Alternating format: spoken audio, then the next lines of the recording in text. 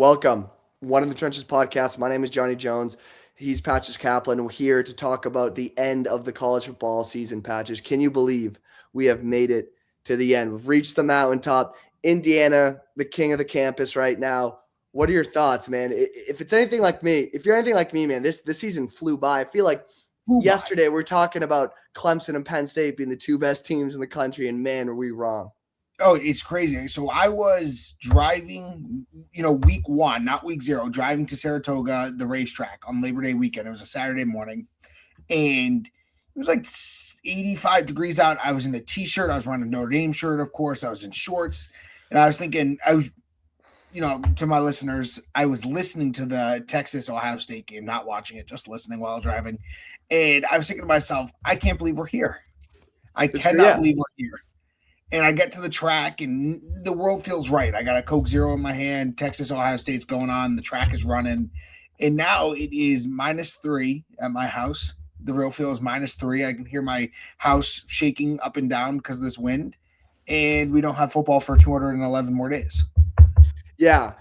Yeah. Crazy. My first memory of the season was week 0. I went over to my parents' house. Me and my dad watched Iowa State, Kansas State, who you and me were like, the playoff game. Two best teams in the Big 12. Yep. Fast forward the end of the game, Avery Johnson's dad is fighting his brother. They set off fireworks in Dublin, Ireland. They couldn't clear the smoke, so the whole first quarter is like played in smoke. It was gross. It was fumbles. It was block punts. It was a gross game, but it was the start of the whole season, and now it's over. And what a season it was. Highs, lows, but a crazy, crazy season. But I think is honestly one of the most entertaining seasons we've had in a long time. Just because we had coaching drama, Lane Kiffin. Remember Brian Kelly coaching LSU? Crazy. Seems like he got fired last year. It's crazy. But the best part about this season, Johnny, is usually there's like 1 or 2 weekends a year where you're like, good Lord, this is the best weekend of my life. I got 4 matchups, 2 at 12 o'clock, 2 at 3 o'clock, 1 at 7 o'clock, and I'm going to sit here with some buffalo chicken dip and not move. Yeah. This year, I felt like there was 5 or 6, maybe even like 7 weeks where I was like, this is genuinely going to be an awesome weekend, and I don't think it failed. And I think that's one of the good reasons, right? I want to start on a positive. Is one of the positive upsides to the transfer portal and the NIL is that teams are getting better. We're going to jump right into Miami in Indiana. If any time in your life, did you ever think Indiana would be a national champion? No, and I think that's what the coolest part of the transfer portal is. And also like NIL. Because going back to like our childhood with college football, like if everyone had a good backup. Like everyone had a good backup because if you were the backup for Penn State or Alabama or Notre Dame, it's like that's gonna be me one day.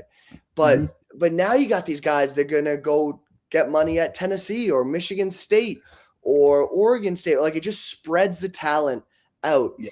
And I think it really allows teams like Indiana to make a run. That being said, SIG did this using the transfer portal, but not relying on the transfer portal. A lot of these guys were JMU guys, D'Angelo Pons, Aiden Fisher, a couple, there's D Line, the guy who blocked the punt.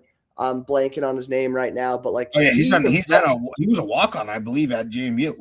He developed talent, and also Surratt, their best receiver, 13. He was the guy that I think he went to a small FCS school. I think it was St. Francis, and he was a stud there. SIG saw him, offered him a bag. So it's not like they were like stealing guys from Bama or like LSU or like paying guys. Like the transfer portal allows talent to shift way faster than it ever did. But that being said, SIG developed guys. Like he coaches his ass off. And let's just like hop into this game. What a game. What a perfect ending to this season. No, it is. It was one of the best national championships that I remember. Obviously, we're sitting here as 2 massive Notre Dame fans. And I can say hands down that this championship game was awesome from start to finish. This reminded me a lot of like that 4-year stretch of Clemson, Bama, whereas truly, I have no idea who's going to win this game.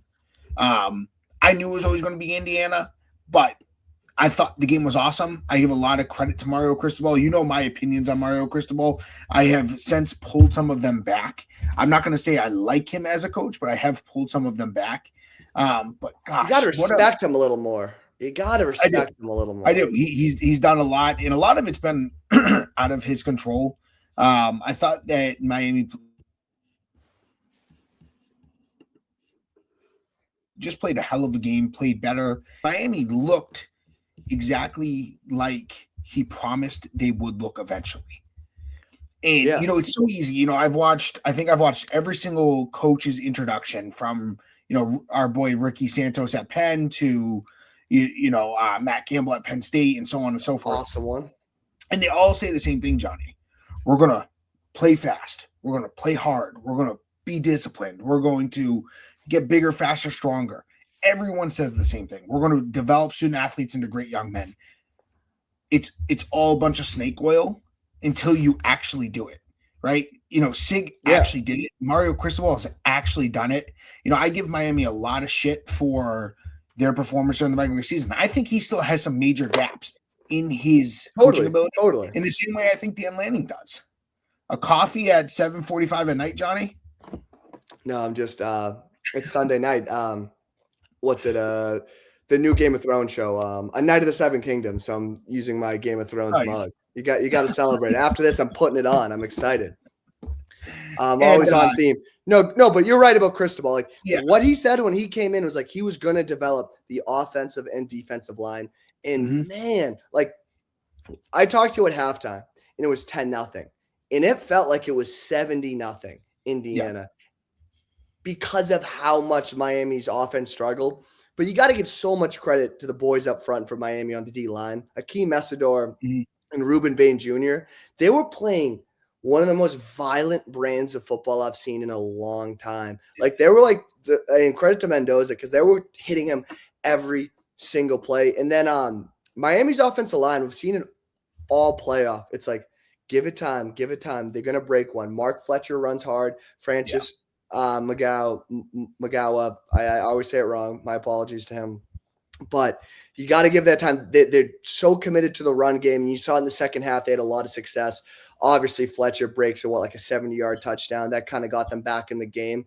But the way Miami was able to play defensively kept that in the game. And that's kind of what you were saying about Cristobal. When he came in, he was a Miami offensive lineman. He's like, we're going to get better in the trenches. For the past 10 years, we have failed to do that at Miami, and we're going to close that gap. And they did. They were able to go man up front in the trenches. But props to Indiana's up front too. Coogan on the offensive line, and that D line played very nasty too. Carson Becker's running for his life all day. But this was just an incredible game because at halftime I thought this game was donezo, and we saw Miami have some second half success. But then obviously Indiana closes it out. Yeah, I promise you, I truly, truly, truly believe that DNs, DTs, and inside offensive linemen, even more than tackles, are going to be worth their weight in gold in the next 5 years in the NIL era. I know for a fact that coaches and teams are going to look at what Texas Tech did. I think it's Hunter Lee. They're going to look at what Oklahoma did.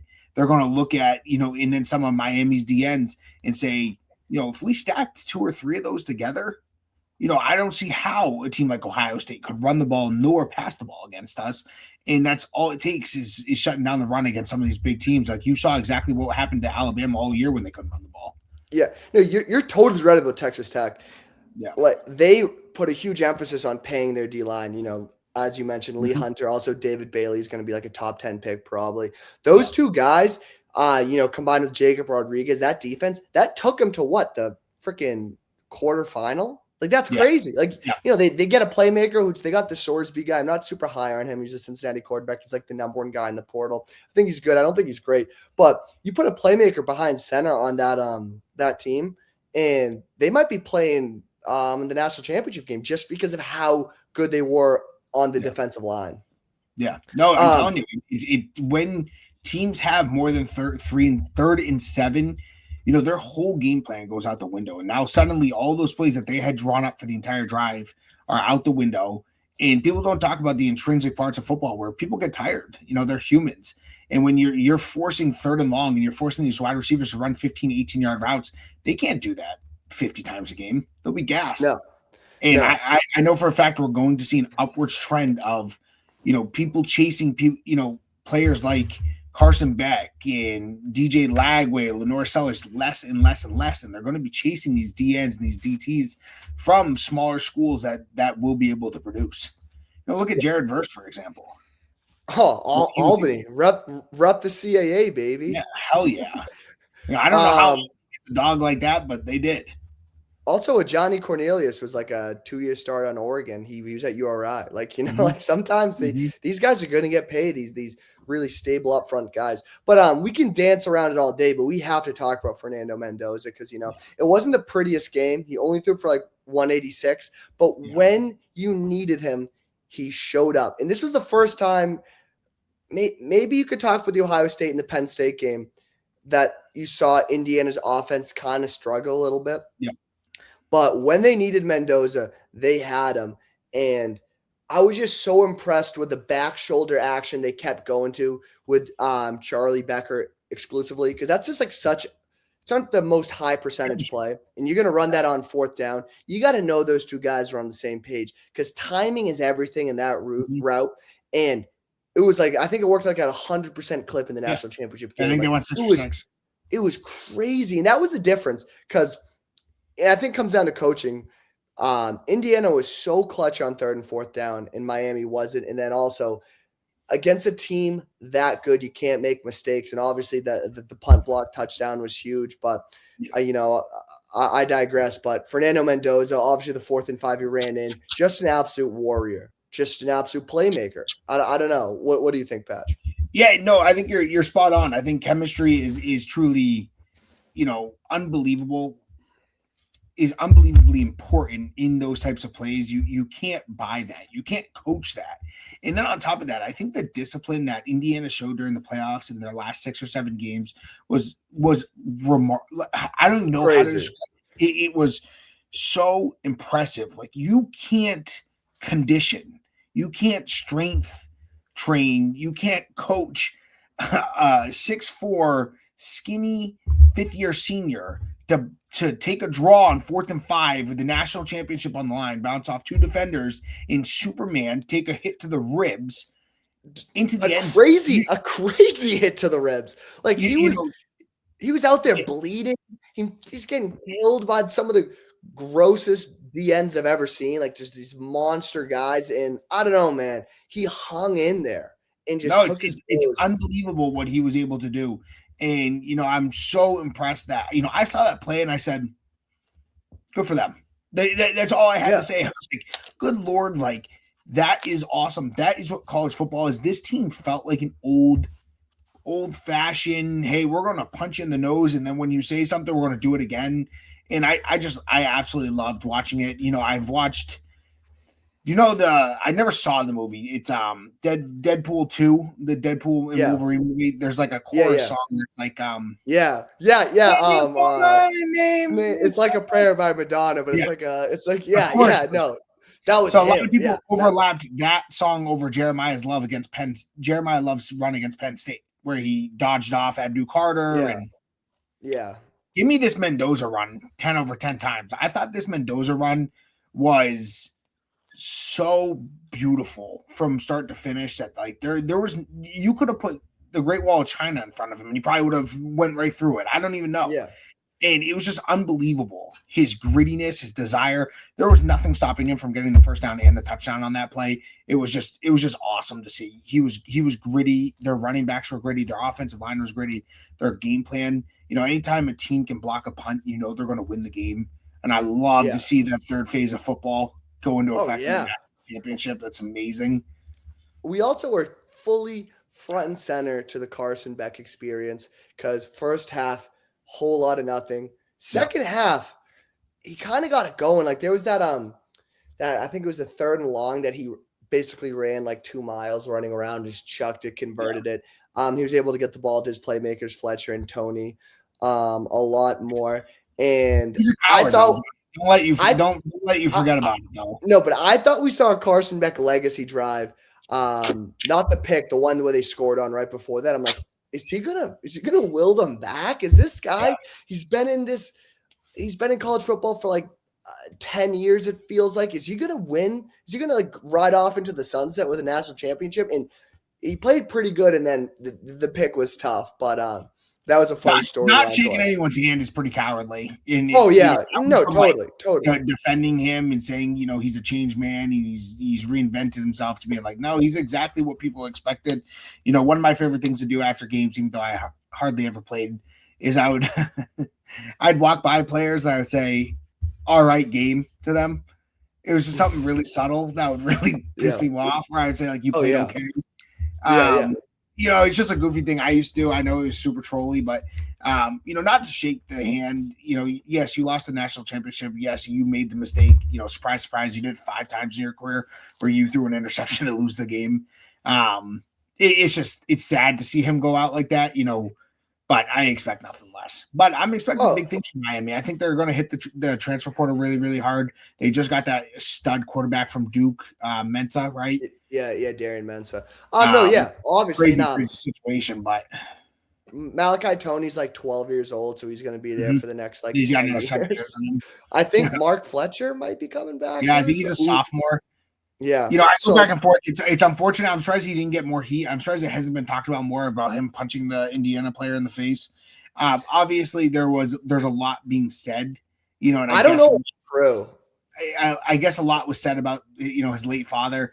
And obviously you don't say that stuff, but you can't be, Mark Fletcher was ESPN's golden boy for the entire playoff run. They showed his mom and talked about her road trips more than anything else on earth. And then the next time they pan into him, he's punching an Indiana player in the face. That was tough. Not a good look. Miami behaved exactly how Miami behaves. And, it's something that Mario Cristobal should have gone over. It's like, hey guys, we need to show dignity and I give Indiana once again, just a lot of credit. They're poised.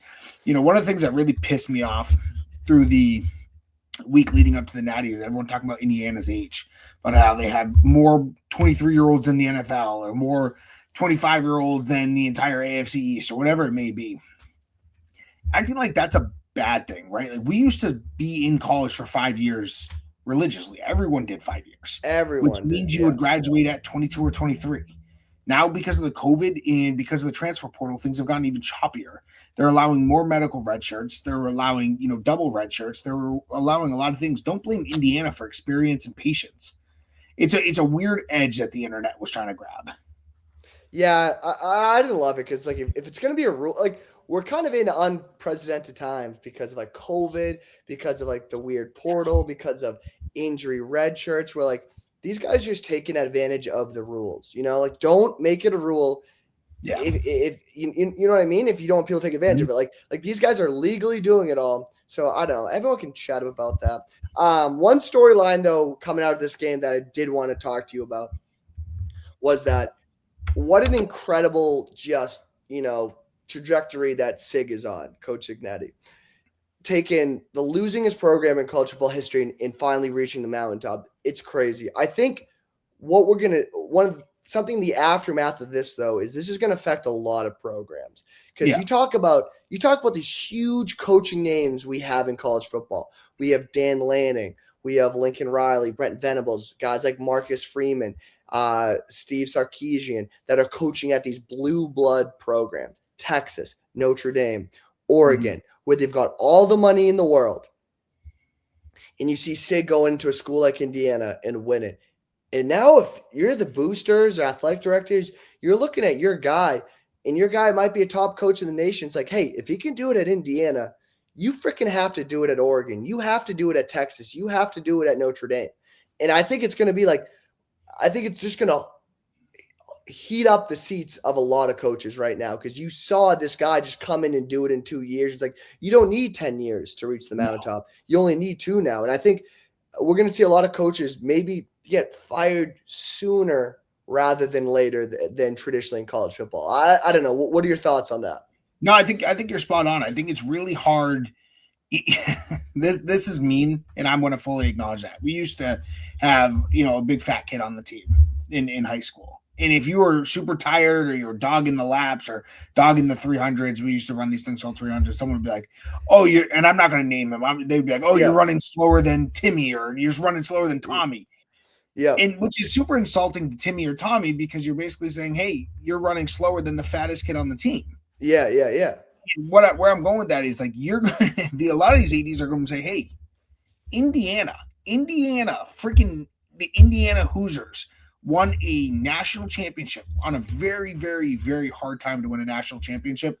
Yeah. And you're telling me, all of what Phil Knight's money in the world can't get Oregon there, or all the money in the world can't get Texas there, or Notre Dame there. Yeah. I think you're absolutely spot on that it's going to be inevitable not to compare these guys and be like, let's just emulate exactly what they did. I'm going to be the first one to say, you and I talked about it when Sid got hired. I called you. I remember it was a late night, and we said to ourselves, "Hey, in a different year, because JMU still had the bowl ban, they could have been in the playoffs that year if they didn't lose. I think this last game of the year, they lost to someone. College Game Day was there, and if they didn't have it, there was a lot of protests for JMU to be in the playoff. Where I'm going with this is, you and I were like, JMU is a dream job. JMU is a dream job. Why the heck would you leave JMU for Indiana?" And then, obviously, my ballsiest move on earth was betting $20 to win 2020 on Indiana to make the playoffs. I looked at their schedule, gave, Curt Cignetti a lot of credit. You and I played against Curt Cignetti. We knew what he was capable of. We knew what he did at JMU. I think he was a national championship runner-up. Yeah. Anyway, to answer your question, I would agree. I think that we are going to be questioning the legendary coaches a little bit, where people automatically assume Brent Venables, Steve Sarkisian, Dan Lanning, Lincoln Riley are these elite level coaches, but they're going to take a step back and say, "Are they? Are they? No, I don't know. I don't know. I'm just going to make something up. I have no one in mind here. Like the offensive coordinator that's been, part of programs that win 10 games a year every single year. Maybe it's him that's the elite, and where I think we're going to see a lot of landscape changes in college football in terms of college coaches, where, in my head, there was 7, maybe 5 to 7 elite level coaches, going into this year. Now I'm starting to think to myself, like, are they elite, or do they have elite programs where, they're just out, they at the time were out recruiting people and things like that. And I'm not putting into question Kirby Smart or any of those guys. I still think they're elite level. I think Dan Lanning is an elite level coach who just had, he's lost 3 games in 2 years, all of which won the national championship. Yeah, that's brutal luck. Like, no, it's brutal. And so I'm sitting here and thinking to myself, Dan Lanning's not the example I am bringing up, but I do think that we are going to see larger swings, if that makes any sense. That people are going to be taking looks at coaches like, the coach from San Diego State, the coach from, I'm just making up teams here, those mid-level Power 4 teams, and saying, maybe they're ready for this program. Maybe they're ready to take it to the next level. But yeah, no, I'm still astonished that they were able to do it. We have a thumbnail on one of our videos that says Indiana was a national champion back in 2024. So you and I were not sleeping on our boy Sig. No. But even this year, Keith sends it to both of us probably once every 2 weeks about how he predicted Indiana to be a national champion and Fernando Mendoza to be a Heisman. He bet neither of them, but it doesn't count. It does not. It doesn't matter if you text. No way it counts. You got to put money where your mouth is. But I'm excited for it because I think to full circle here, I think the time has kind of come and gone. You and I are very, very against Chip Kelly, despite his ties to UNH. And I think the reason I'm so against Chip Kelly is his time has come and gone. I'm against Chip Kelly. I don't know. I'm not against him. Well, don't get too close to him. You'll get sucked into his gravitational pull. But dude, he just won a national championship with Ohio State last year. Yeah, I'm putting a huge asterisk on that 2024 team. Why? Yeah. Why? They won the national championship. Still had 2 losses. Who cares? It doesn't matter. Okay, that stuff doesn't matter. He won it. I agree. I just don't think that – I think that you could have plugged in a frog by the pond and they would have still won it, Johnny. I don't know, man. At some point, we got to be like, he won it. Don't sit here and say that there's no correlation without causation type situation where we can't sit here and say that his offense was so elite that it was a determining factor in them winning the Natty. They didn't win it this year. Ryan Hartline could have called it. Marcus Freeman could have called that offense. No. Don't do this, because we talked on the phone during the national championship, and you said Ryan Day shouldn't be calling this game.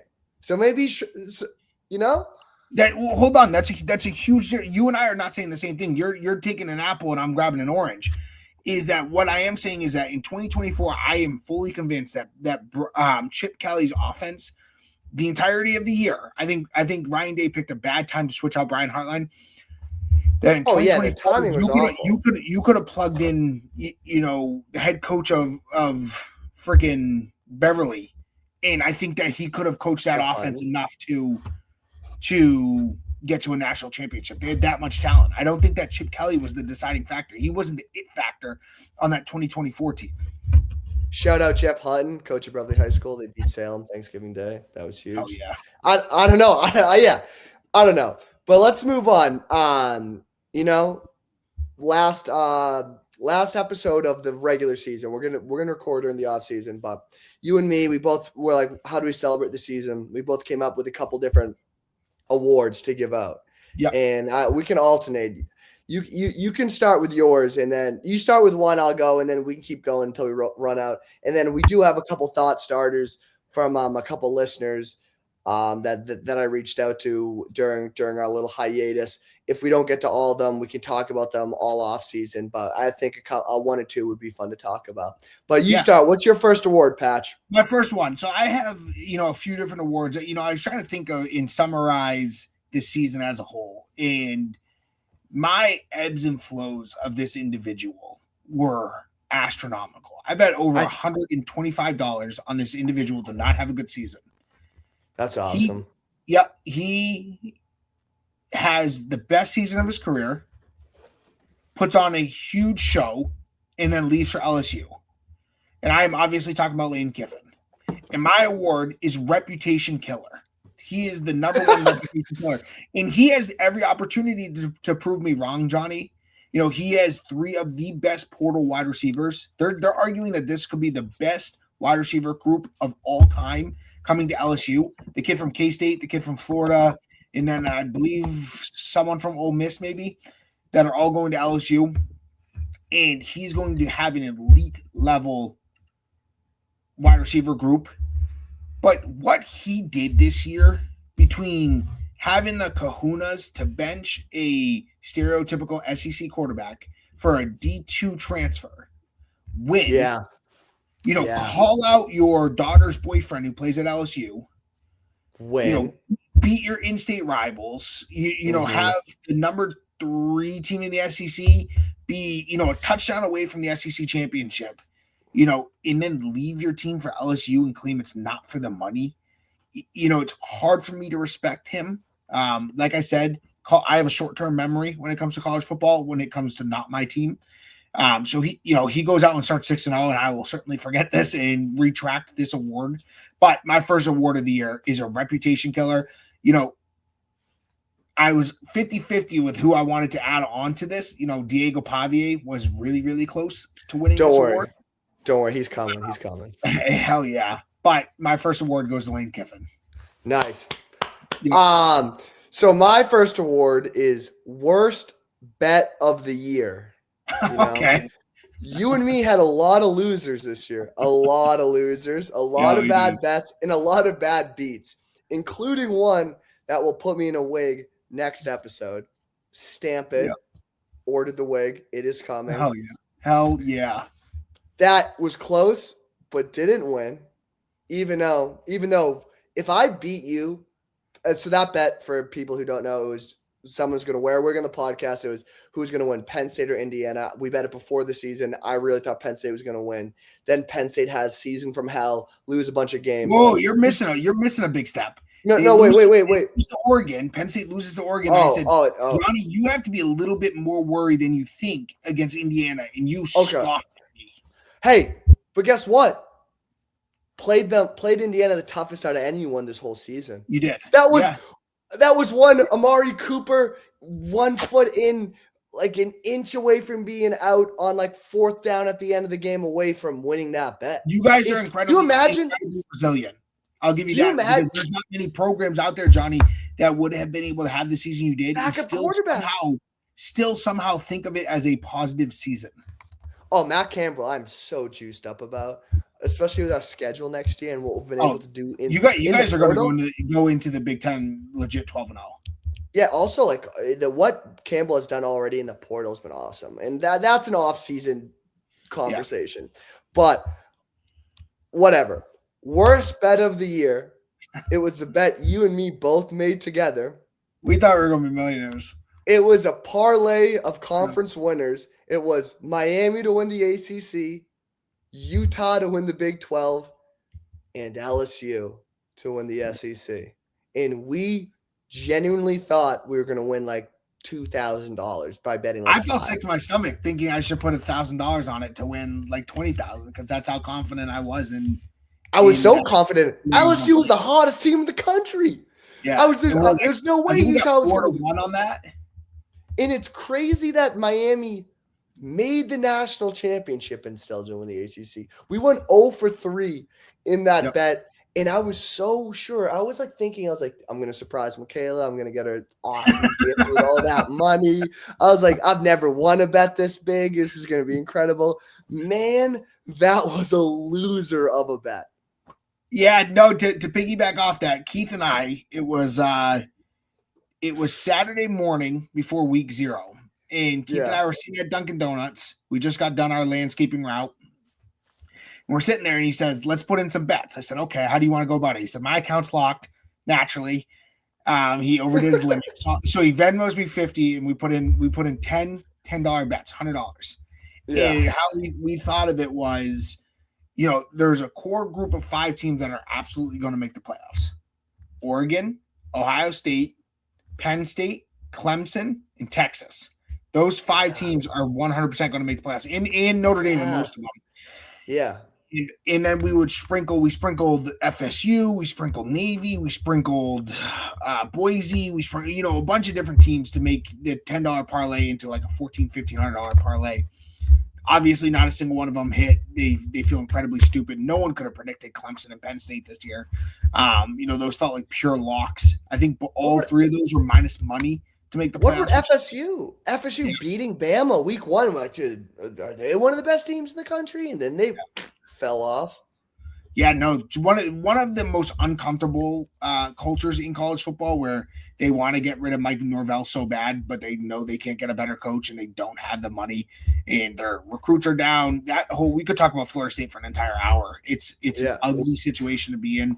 But yeah, preseason bets are a lot harder than they seem. My Indiana bet of 2024 is truly an anomaly. I will never get to reap those benefits again. No. What's your next award, man? My next one is our future college football commissioner. Nice.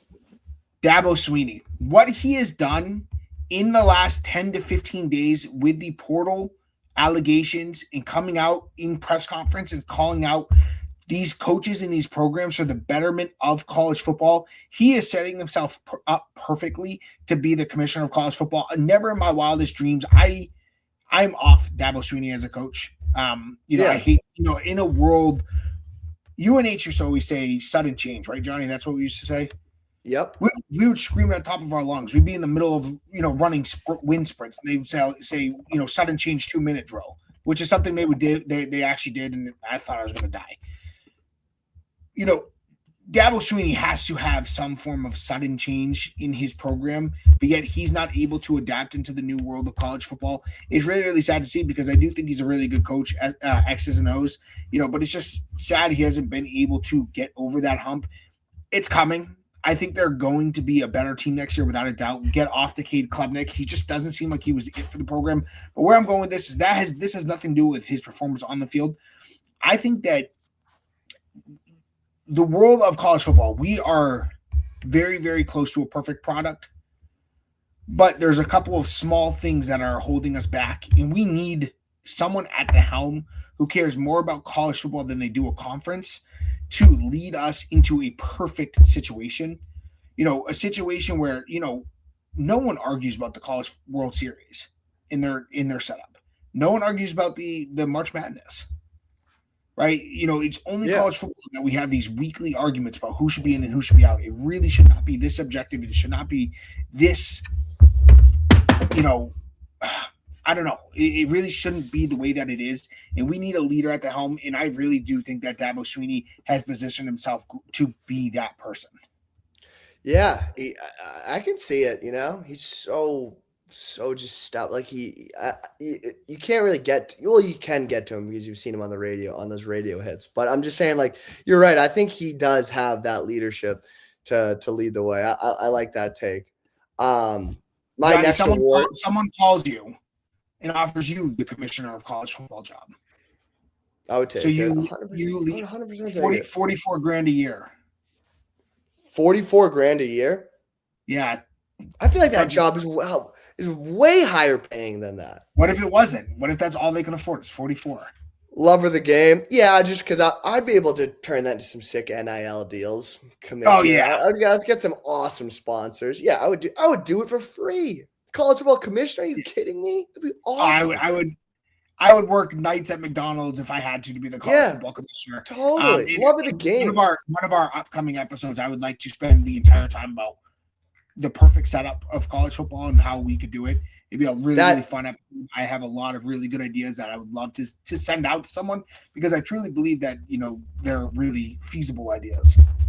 But that was a question from hater of the week, Matt Pittman, what's the perfect college football setup? We're not going to answer that today because I think that is a great idea to do a full episode about that. And that will be coming this offseason. But my next award is craziest villain arc of the year. And that goes to, as aforementioned, Diego Pavia. And let me explain. Do you know how hard it is to be a villain at Vanderbilt? Vanderbilt is a team that has been the doormat of the SEC my entire life. There's that meme video of the guy of when Vanderbilt, I think they beat Tennessee, and he's like, "You're gonna really play SEC ball." Yeah, they go like, "Look out for us, Bama," and then they just got murdered by Bama the next week, like 56-14.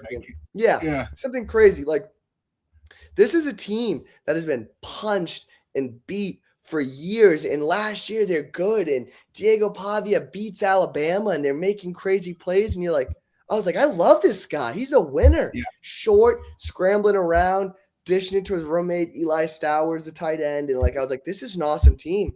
And then you just totally see the limelight get to him this year. He's like with Theo Vaughn, and his mom's always on the screen, kind of being weird, and he's just so cocky, and it's crazy because Vanderbilt's the type of team is when they are good, people want to root for them because they're the underdog, because they're great at academics and it's hard to win there. And Clark Lee is a great story. He's a great coach, and still everyone hates Diego Pavia. Him talking about don't let them get in the playoff, and him at the Heisman ceremony. I don't know. It's crazy to see a guy. He had everything going for him at Vanderbilt to be so likable, and him still be a villain. Crazy.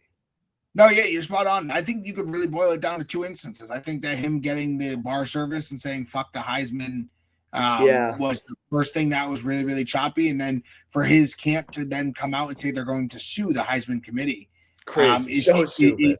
Is just the two things. I like Diego Pavia, and I really liked the way he played, and I knew that when the Vanderbilt had the football in their hands, there was a chance that they were going to score.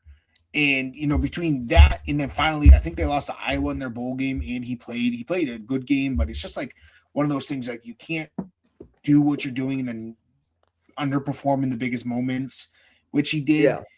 Obviously, which he did against Bama, where he threw, I think, 2, maybe even 3 interceptions, which ultimately probably lost him the Heisman, truthfully. But yeah, no, I'm with you. I think that, you got to be able to lose. That award is more prestigious than MVP of the NFL, in my opinion. It's more prestigious than a Golden Glove. It's the most prestigious award in sports. Yeah, and you need to be able to lose it gracefully. Especially when you if you got last year I felt Ashton Gianti was truly the deserving candidate. And I think that he truly got robbed of the Heisman. And he would have had a little bit more of grounds to be upset with the committee, than Diego Pavia, who truly was. It wasn't even a coin flip. It wasn't that close. Yeah, no, totally. You got another award? Yep. So I have a you shouldn't have stayed award, where your stock was a lot better. Your stock was trending upward. You probably wouldn't have been a first rounder, but everyone had positive comments about you. You know who these two are: Cade Klubnik and Drew Aller. Yeah. Everyone, they have everything that fits the bill of an NFL quarterback, like Josh Allen. They're built like Josh Allen, 6'4", 6'5", big shoulders, big arm. Just something's missing there. I'm not saying they can't be good quarterbacks in the NFL. I don't think they will. Cade Klubnik in particular was second in the preseason Heisman. He was predicted to go to the national championship, lead his team to a 15-0, 15-1 type season. And he just didn't have it, right? He's had, I think it's not Garrett Riley, but one of the Riley brothers at offensive coordinator now for the third year. I think it's Garrett. No, you're right there. It's Garrett. It is. He came over from TCU. Ultimately underperformed, and I hate to see that. I wish that people, and I like what Ty Simpson, I don't know if you've seen what Ty Simpson said, where he said he would be all for staying another year in college football, but he wants to leave his reputation at Alabama and leave with a positive taste in people's mouths. And it's something that Cade Klubnik and Drew Aller did not do. I think a lot of people are going to be, not really paying attention when they get drafted in the 5th or 6th round. It's unfortunate, but it's the God's honest truth that they would have been a 1st or 2nd rounder last year. And now, they're hopefully drafted. I totally agree, but I do think this is something we're going to see a lot more because of the money that kids are able to make in college. Yeah. If you're Drew Aller, between those two. I love the idea of staying to represent your school, your conference, and make more NIL money. I don't love the fact that these guys stayed and they lost their draft stock just for poor performance. Yeah, no, it's brutal, but I think this is something we will see. Another award I thought of was, this one might be a little confusing, but let me explain. It's obvious data point we all missed of the year, meaning this was something that we all saw. We watched the game. Can I call it before you say it? Yes. Indiana blowing out Illinois. Yes. Yeah. Totally. I was doing research on the season, and I was like, this was week 4. Indiana was the 19th ranked team in the country. Illinois was the 9th ranked team in the country. Remember that? I was coming into this year. You guys all know who have listened. Shout out to the listeners. I was so high on this Illinois team. I thought they were super impressive last year. I watched them live at the Whiteout against Penn State. I was super high on Bielema, also Luke Altmaier. Going into this game, I was like, I don't know. I think this is Illinois' year. 63-10, and still – I wasn't like Indiana's going to win the national championship. We should have known. Got away from Illinois. Yes, we did. We both a couple bad breaks, and that just happened. In a different universe, this is a 35-21 game. We should have known right here how the season would have ended. And you know what? We're idiots, just like everyone else. But it was like. Yeah, no. Yeah, it was crazy. There was points where Indiana was 150-1 to win the national championship. Even most of the season they were nearly 100-1. Yeah. And once you saw the way that game alone is a really telltale sign. The following week, Illinois to go to USC and beat USC should have been red alarm bells going off in your nice heads that Indiana is as good as it looked. Yeah.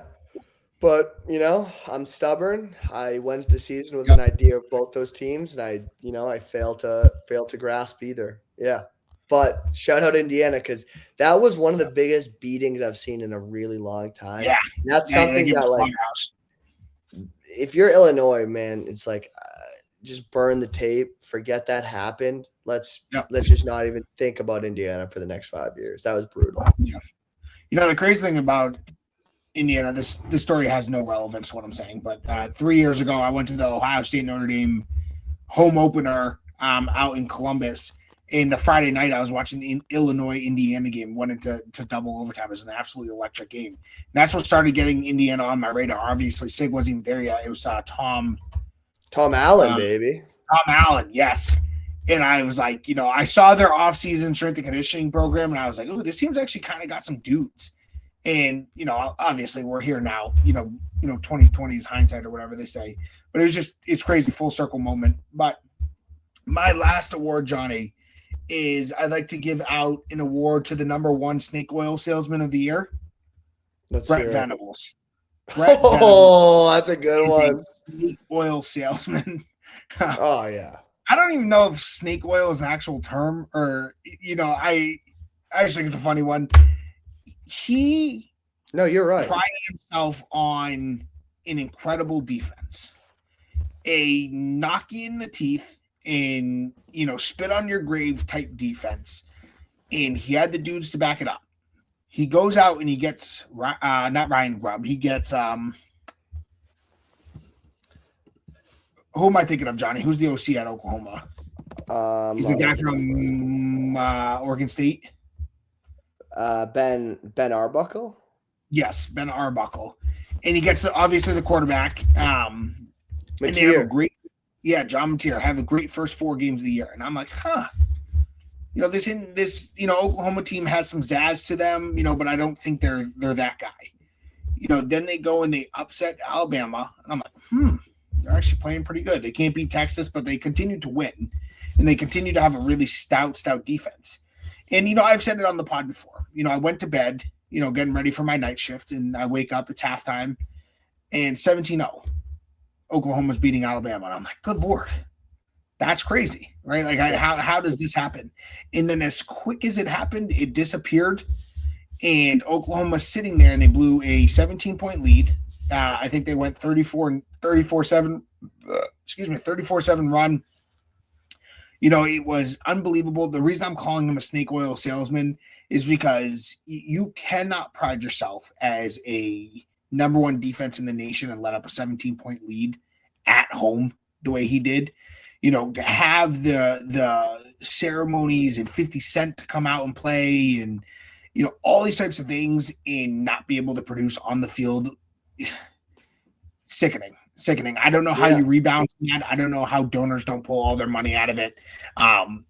Truthfully, they're probably the number one team that I have a sour taste in my mouth for. I know that may sound crazy, but you physically cannot lose those games. You cannot. It's just disappointing. Yeah, no, I totally agree because I was really high on Oklahoma at points of the season just because I love John Mateer. But you're right. Brett Venables, like such a defensive mastermind at Clemson. And then you come and the defense just like time in, time out. Just if they weren't getting turnovers, they were letting you down. Yeah. Like they would totally rode that turnover train. How good a defense really is. Yeah. But that all being said, John Mateer is a guy, and he's like a guy that just represents why I love college football. Like he probably won't have an NFL career. But is he going to the NFL? Or does he have another year? I don't think he has another year, but I could be wrong. But like 7 years from now, we'll be sitting on like your back porch, smoking a cigar. We'll be at a bar. We'll be somewhere just hanging out. We'll be playing golf, and I'll be like, "Hey, remember John Mateer? That was awesome." Or like he's just like college football has this ability to have like just these guys. Like Daryl Clark was my favorite Penn State quarterback growing up, or Dennis Dixon at Oregon. Or like there's these guys that are only good at college football. They don't have NFL careers, but they're just so like Diego Pavia will be just a college football villain that we'll just think about. Like Zach Mettenberger at Diego Pavia, is so electric. Zach Mettenberger is a guy I hated at LSU, but like he was a villain. Like there's just these guys in college football that just only live in college football. And it's what makes the sport so great. Yeah. It's because like the NFL, you don't see these differences in philosophies and play styles. But college football, like you see the air raid, you see teams refuse to throw the ball, you see freaking teams play like a 5-2 Bear sometimes on defense. Like, I don't know. You just see all these differences in philosophies, which is great. And then you see all these players. One thing that I am loving to see in the NFL, Johnny, that I do think's coming from influencing college football is second chances, right? Like, Sam Darnold was left for dead, thrown out with the trash. He was left for dead, and now he's on his way to win a Super Bowl most likely.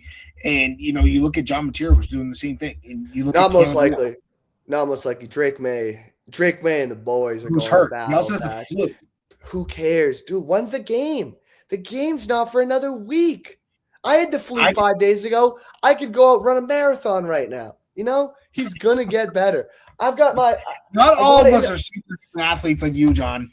I got my I Heart Drake May shirt in the mail yesterday. I'm gonna be wearing it to work all 5 days this week. The Patriots are winning the Super Bowl. And you're gonna end up on the pip with that thing. Listen to our best listener, Matt Pittman. He says it himself. Biggest Drake May guy in the world. They're winning the Super Bowl. And yeah, he was 0-8 in his last 8. But do you know what that means? It means he's due. That's just as hard to go as 8-0. He's due. And he's due for the He is Super Bowl. Incredibly due. What does Derek Jeter say about slumps? It's like every at bat that you're in a slump, that you're more likely to get a hit on the next one. Yeah. Yeah, exactly. That's Matt. And that's why the Patriots are winning the Super Bowl. Kayshon Boutte, another college football legend at LSU. What a wild ride that was. Mac Hollins at UNC. So many great college football legends on this team. So you said you're done with your awards. I have one real award left, and then I have a couple of joke ones just to make you mad. But my first one is best slate of the year. This is a real one. 2 years ago, I had a very, very, very, very bad fantasy football season. I came in last.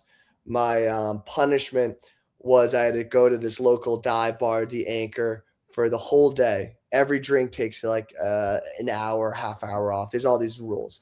But I was stuck at this bar I was there from 8 a.m. to 8 p.m.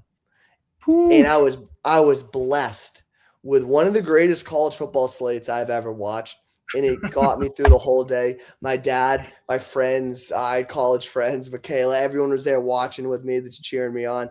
And it was start of the day with Clemson falling to Georgia Tech. Haynes King I should have mentioned him 5 minutes ago, college football legend. Another college football guy. Then Georgia, Tennessee, an absolute barn burner. Crazy game. And finally at night, close your eyes, but Texas A&M, Notre Dame, which didn't go your way, but you have to admit, just a crazy, crazy game. So I'm just saying, all three of those games, unbelievable college football slate. That's my slate of the year. It got how many drinks were per game? Only 3 per game.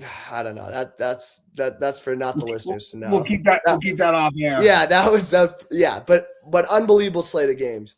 And then my just absolute troll awards. My first one's not really a troll, but best atmosphere of the year. I'm biased, but best atmosphere of the year was the whiteout. Unbelievable. I was there with my family. Oregon, Penn State, overtime, cinema. What a crazy game. They had 111,000 people rocking, everyone wearing white. That was unbelievable. I have better version of Manti Te'o of the year.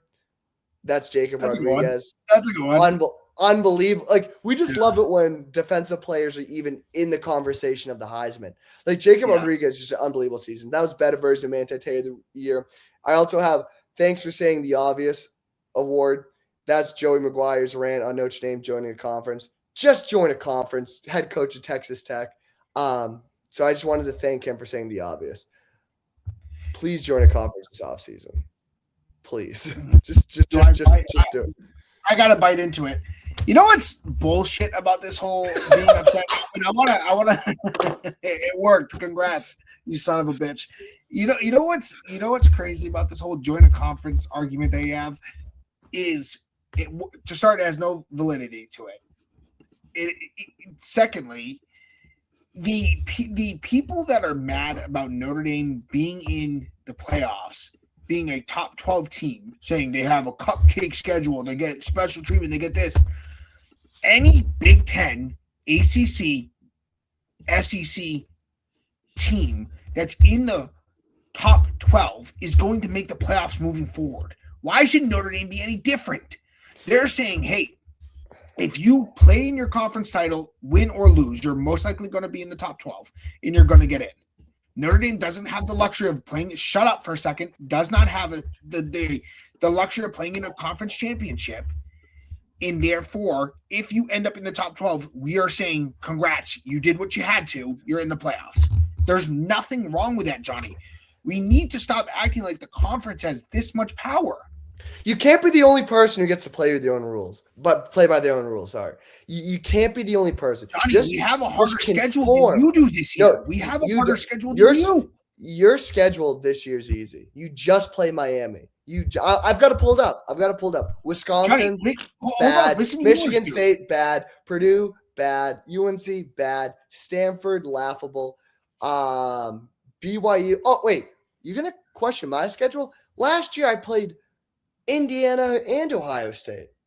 So get out of here. And Oregon. Johnny, we're not talking about 2025. That year's over. 2026, you play Marshall, Temple, Buffalo, Wisconsin, Northwestern. Right? You're heading into October 5-0. Incredibly easy. You have USC, then you're at Michigan, followed by a bye. You're literally so high on both of those teams. You're so high on USC and Michigan.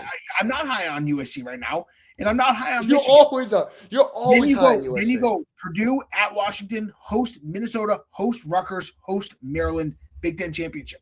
It's funny that you can sit there and argue with me that we need to join a conference for unison and general arguments when you have that type of Big Ten schedule, Johnny. I think most of your teams you play were under 500 this year, besides two games.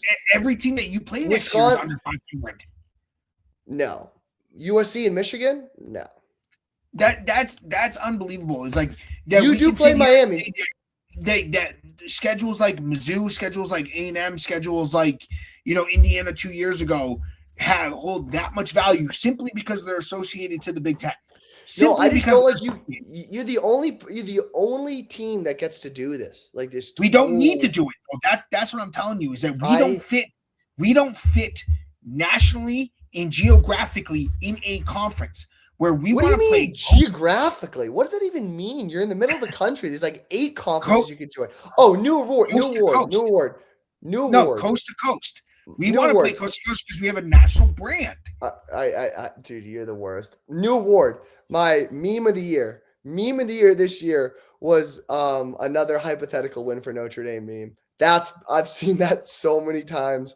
I love that meme. You're gonna have to send it to me. I guess I don't know which one you're talking about. It says it's just I don't know. Whenever a Notre Dame fan makes a stupid argument, it'll be like, this is another hypothetical win for Notre Dame, and I like that because you guys just argue yourselves. They hate us because they ain't us. I think that's the best way to boil it down. Notre Dame is coming for everyone.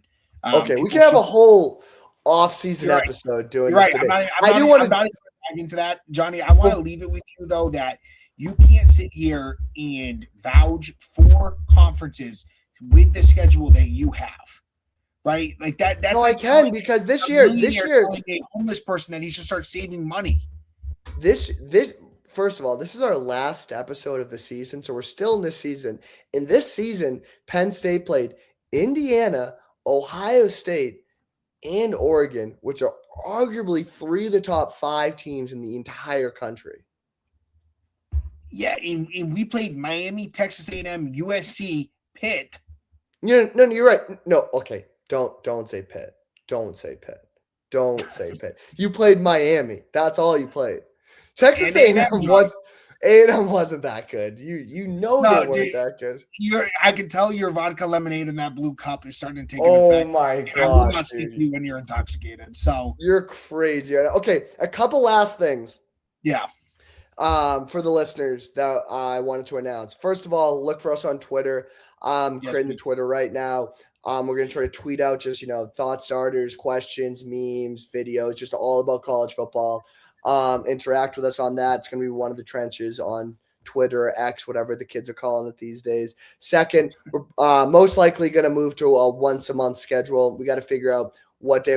Hopefully, we're gonna now either it's like the first Monday or the last Monday or something easy for people to know when to look. But we're gonna do we'll post on Twitter when we're doing it. One episode a month, and we didn't get to the thought starters from the listeners, but I think that's a great jumping off point for the next episode. We can go over the questions you guys submitted. Also, we're going to do like just hypotheticals, like a couple of ones we were talking about before the podcast was like, top 10 quarterbacks in college football of our lifetime, or best teams or coaches, or just debates we can go off of. So we'll start every episode talking about news. So that could be like transfer portal, coaching carousel, storylines that are happening in the college football world. And then we'll go on to like a question or two to debate for each other. So that's something to look forward. That's something we didn't do last year.